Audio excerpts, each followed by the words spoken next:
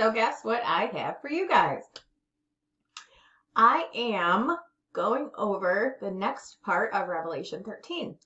And I had done previously several different parts of this, and the previous parts really did a lot of setup work, talked about the imagery from like who the beast is, talking about also the woman who rides the beast, because Revelation 17 was brought in, which has answers to what these things are.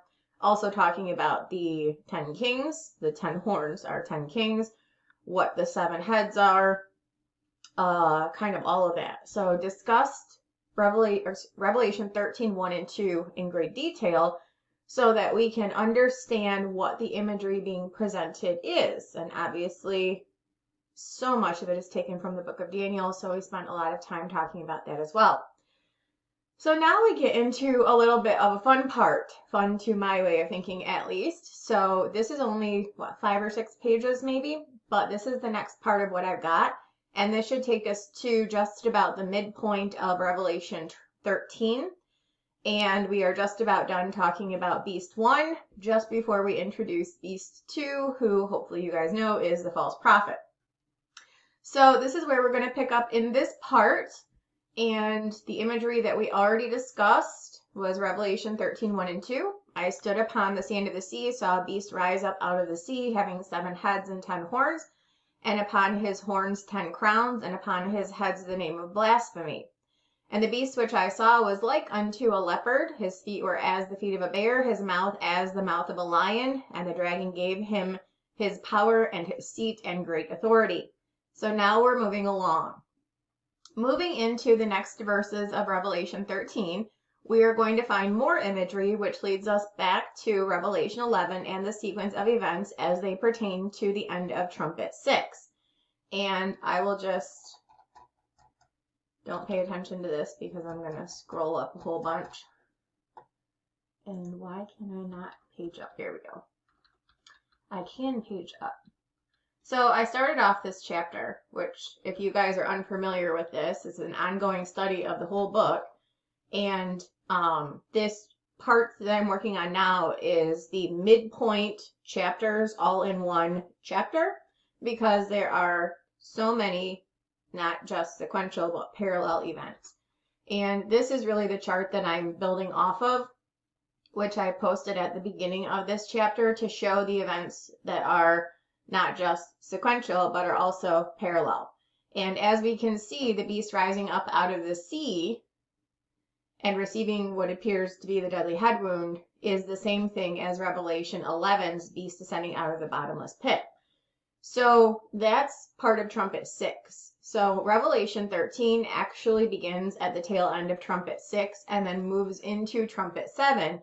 We don't actually encounter trumpet 7 in Revelation 13 until verse 5, which is the abomination of desolation. So this chart is going to be very helpful to discerning the content in this chapter. So in case you are new to this study and you did not know that that is there, in the link below this video in the description box on my academia page, this is also a separate document on its own outside of this written study. And I'm not sure specifically what the name of it is, but it has something to do with the midpoint. I'm sure that you can figure it out. So anyway, let's go back up to where we were. Part of that will be repasted. So sorry, I just wanted to share that because I don't know who's coming in for the first time watching this video. And this would be a very bad idea to start here. But hey, if you do, more power to you. But this is going to be, I think, part 4 of this specific Revelation 13 series. And then obviously the document as a whole is an ongoing study, the whole of which is available on my academia page titled A Study of the Revelation of Jesus Christ. What I'm going through tonight, obviously is subject to change until such a time as I am finished with this. But likely it won't change too much, if at all. Once I put it up here, it's pretty much good to go.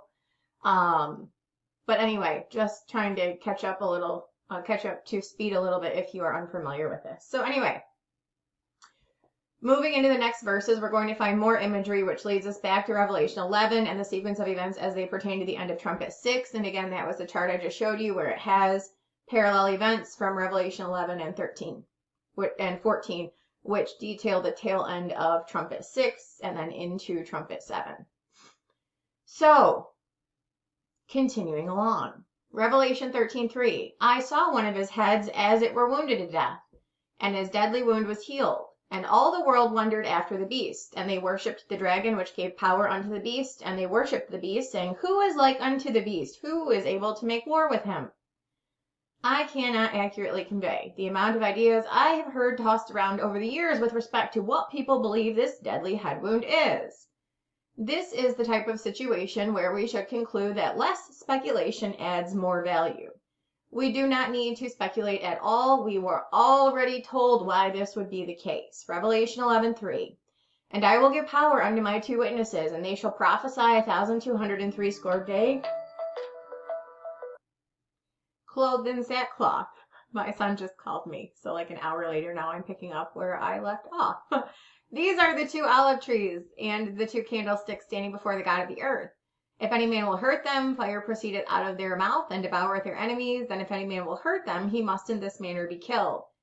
And when they shall have finished their testimony, the beast that ascendeth out of the bottomless pit shall make war against them, shall overcome them, and kill them.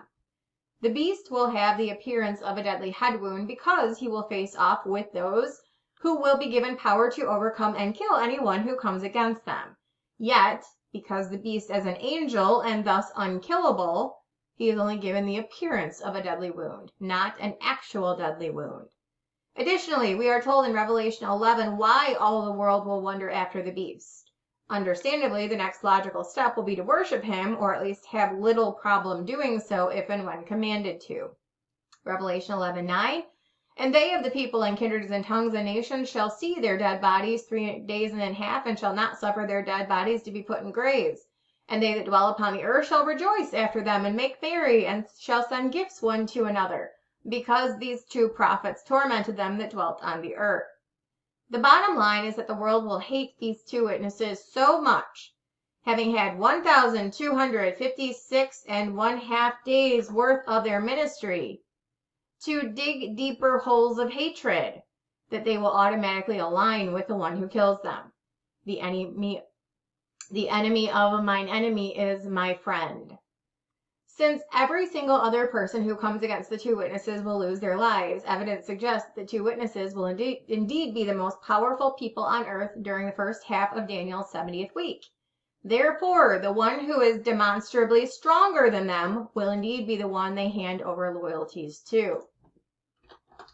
The people hand over loyalties to.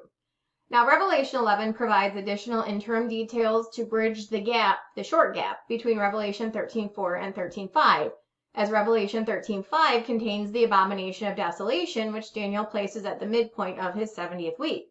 Since we are still working with trumpet 6 imagery, we must conclude conversation about that judgment before moving into the judgment where the abomination of desolation actually occurs, which is trumpet 7. And this goes back to the chart I showed you earlier, which you can see is poking out on the next page to show you again. Revelation 11:11. And after 3 days and a half, the Spirit of life from God entered into them. They stood upon their feet. Great fear fell upon them which saw them. They heard a great voice from heaven, and that's the 2 witnesses resurrecting. They heard a great voice from heaven saying unto them, Come up hither. They ascended up to heaven in a cloud. That's the 144,000. Their enemies beheld them. The same hour there was a great earthquake, and 1/10 part of the city fell, and in the earthquake were slain of men 7,000. The remnant were affrighted, gave glory to the God of heaven. The second woe is past, and behold, the third woe cometh quickly. So as you can see, that's all part of trumpet 6. Revelation 3, this brings us back to the sequence of events where the abomination of desolation fits in, because that concluded the 6th trumpet, the second woe is past, and behold, the third woe cometh quickly. Well, the abomination of desolation is a midpoint event, which tells us it's tied to trumpet 7, which is midpoint.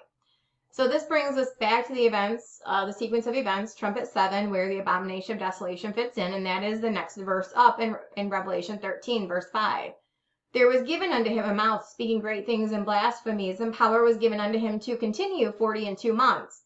He opened his mouth in blasphemy against God to blaspheme his name, his tabernacle, and them that dwell in heaven. As John noted above, the beast will be given power to continue from the abomination of desolation to the conclusion of the 70th week, which is noted to be 42 months, 1,260 days, or a time times and in half. All three of those different numbers are used to denote the same time period. Thus, we can understand definitively that abomination of desolation event constitutes the midpoint of Daniel's 70th week, just as Daniel stated in Daniel 9:27. He shall confirm the covenant with many for 1 week, and in the midst of the week he shall cause the sacrifice and the oblation to cease, and for the overspreading of abominations he shall make it desolate, even until the consummation, and that determined shall be poured upon the desolate. Now, before we discuss the abomination of desolation in greater detail, it's important to remember why it is going to happen at all. Earlier in this chapter, I noted the sequence of events which is prophesied in Revelation 10:7 to occur in the days of the voice of the seventh angel when he shall begin to sound.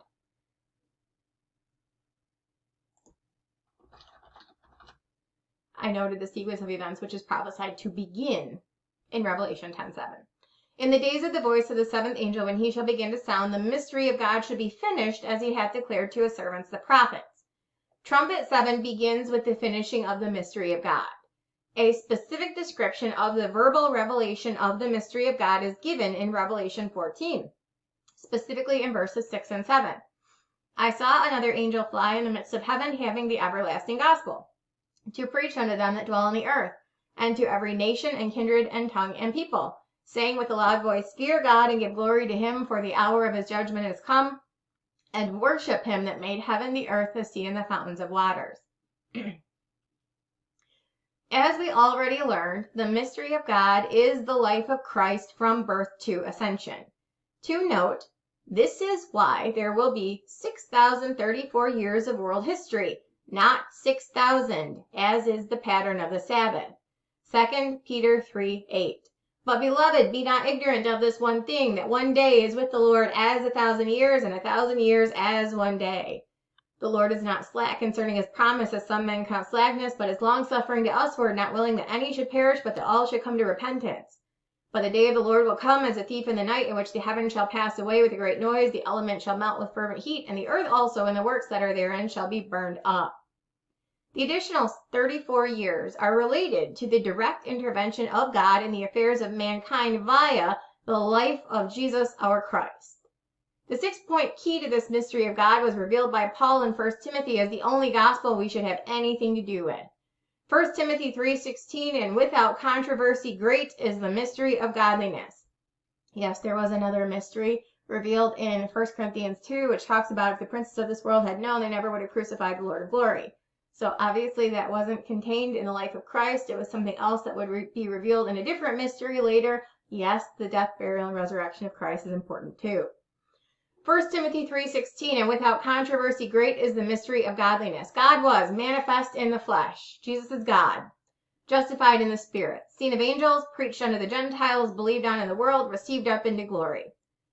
Indeed, Matthew 24 sequences the preaching of the everlasting gospel to just before the flight of the remnant, which is in Matthew 24:15.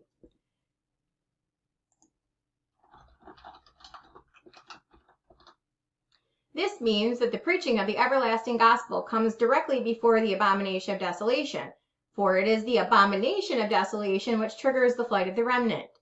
It is for this reason I refer to the abomination of desolation as a reactionary event, specifically because it is a reaction to the preaching of the everlasting gospel.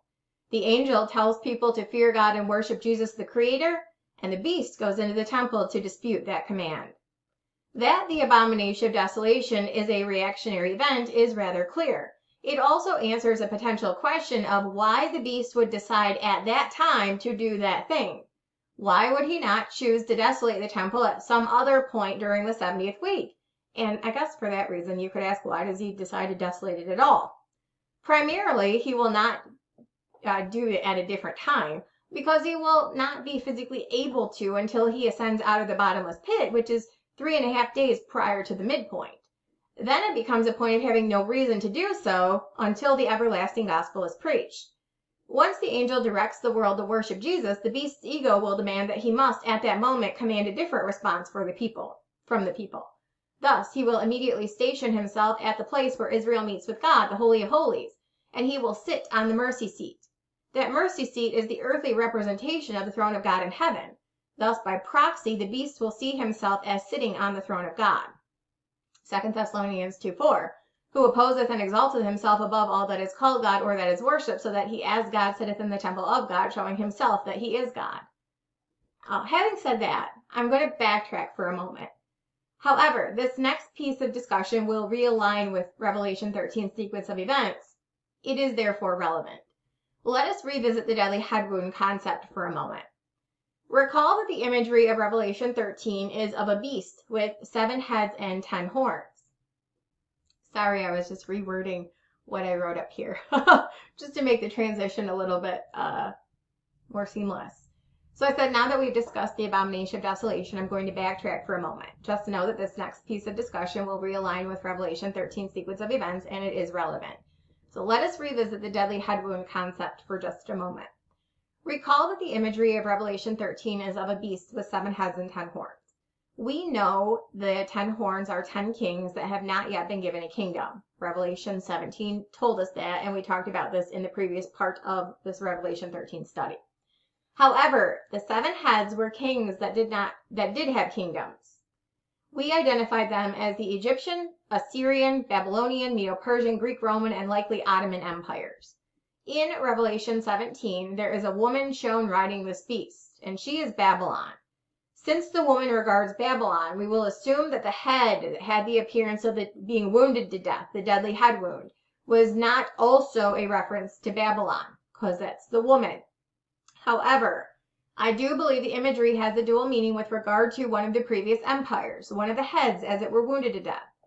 We know the following from Daniel 8 and Revelation 19 regarding the beast standing up to and being defeated by Jesus. Daniel 8:23 says, "And in the latter time of their kingdom, when the transgressors are come to the full, a king of fierce countenance and understanding dark sentences shall stand up.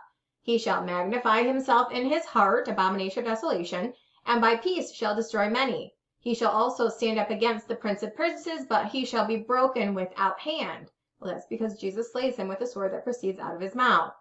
Revelation 19:19, "I saw the beast and the kings of the earth and their armies gather together to make war against him that sat on the horse and against his army. And the beast was taken, and with him the false prophet that wrought miracles before him, with which he deceived them that had received the mark of the beast, and them that worshipped his image. These both were cast alive into the lake of fire burning with brimstone." Did you know that Micah also prophesies the matchup between these two kings? In the case of Micah's prophecy, the beast is known as the Assyrian. Micah 5:1, "Now gather thyself in troops, O daughter of troops. He hath laid siege against us. They shall smite the judge of Israel with a rod upon the cheek. But thou, Bethlehem Ephratah, though thou be little among the thousands of Judah, yet out of thee shall he come forth unto me that is to be ruler in Israel, whose goings forth have been from of old, from everlasting." That's clearly a reference to Jesus. "Therefore will he give them up until the time that she which travaileth hath brought forth. Then the remnant of his brethren shall return unto the children of Israel. And he shall stand and feed in the strength of the Lord, in the majesty of the name of the Lord his God, and they shall abide. For now he shall be great unto the ends of the earth. And this man shall be the peace. When the Assyrian shall come into our land, and when he shall tread in our palaces, then shall we rise against him 7 shepherds and 8 principal men. Then they shall waste the land of Assyria with the sword, and the land of Nimrod in the entrances thereof." It's a reference to Assyria and Babylon. "Thus shall he deliver us from the Assyrian, when he cometh into our land, and when he treadeth within our borders. And the remnant of Jacob shall be in the midst of many people, as a dew from the Lord, as the showers upon the grass, that tarrieth not for man, nor waiteth for the sons of men. And the remnant of Jacob shall be among the Gentiles, in the midst of many people, as a lion among the beasts of the forest, as a young lion among the flocks of the sheep, who, if he go through, both treadeth down and teareth in pieces, and none can deliver. Thine hand shall be lifted up upon thine adversaries, and all thine enemies shall be cut off. And it shall come to pass in that day, saith the Lord, that I will cut off thy horses out of the midst of thee, and I will destroy thy chariots, and I will cut off the cities of thy land, and throw down all the strongholds.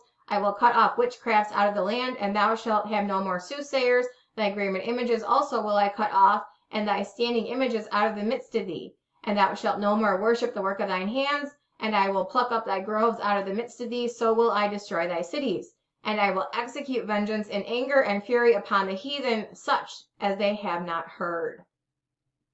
One of the heads, as it were wounded to death, refers in part to the rise of the Assyrian. When studying the breadth of the old Assyrian and Babylonian empires, we learn that they included parts of Mesopotamia, including modern-day Babylon and the place the Tower of Babel was built. In fact, many refer to Nimrod, who was mentioned in Micah 5, the builder of Babel, a Nephilim, and post-flood one world ruler, as a type and shadow of this final beast and kingdom. It is true that Nimrod was a hunter of righteous men, and so too will this beast be.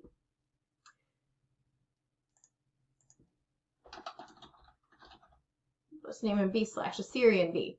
Genesis 10:8. And Cush begat Nimrod. He began to be a mighty one in the earth. He was a mighty hunter, read, of righteous men before the Lord.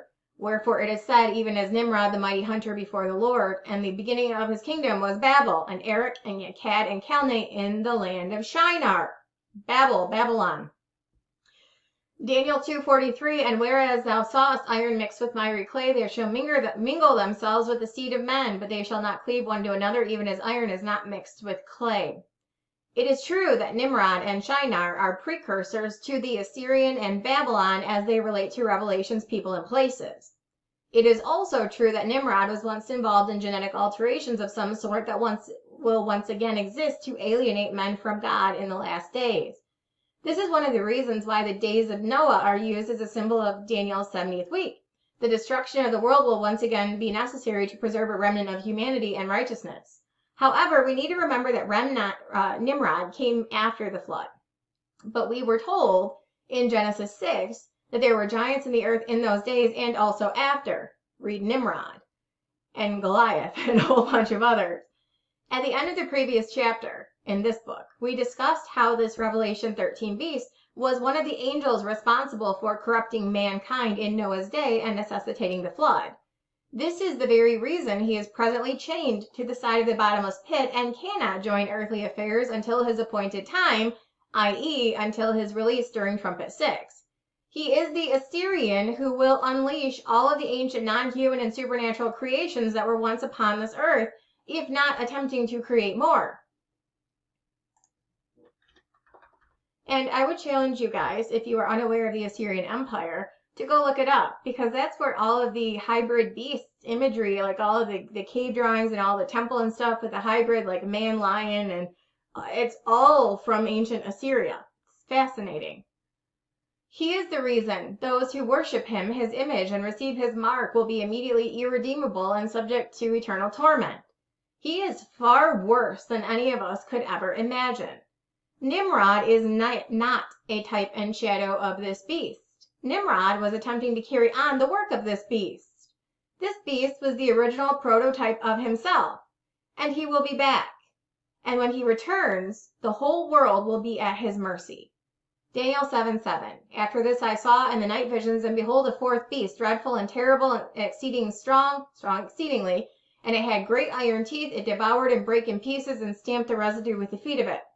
Revelation 17:8. The beast that thou sawest was and is not, because he's in the bottomless pit, chained. Read Jude 1:6. And shall ascend out of the bottomless pit and go into perdition. The Greek word destruction. Apollyon. His name is Apollyon. And they that dwell on the earth shall wonder, whose names were not written in the book of life from the foundation of the world, when they behold the beast that was and is not and yet is. And this brings us back into the sequence of events in Revelation 13:7. It was given unto him to make war with the saints and to overcome them. And power was given him over all kindreds and tongues and nations. And all that dwell upon the earth shall worship him, whose names are not written in the book of life of the Lamb slain from the foundation of the world. And this takes us to the end of where I'm at. I'm going to save this and post this so that you guys have it. If you have any questions, comments, or feedback, as always, let me know. Have a good night.